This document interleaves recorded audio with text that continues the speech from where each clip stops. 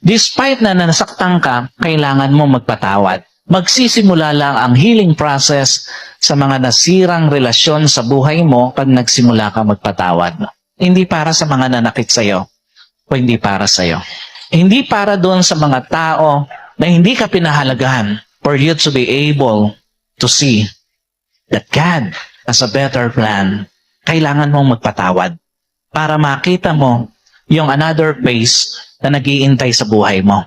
Despite na nasaktan ka ng mga taong hindi nagpahalaga sa'yo, kasi nga, that would be the start, that would be the open doors to mend what was broke in your life. Yung pagpapatawad natin, magbubukas ng pintuan para sa mga nasirang relasyon sa buhay mo. Hanggat hindi ka nagpapatawad, hindi magsisimula o magbubukas ang pintuan para mabuo muli anumang nasira sa buhay mo.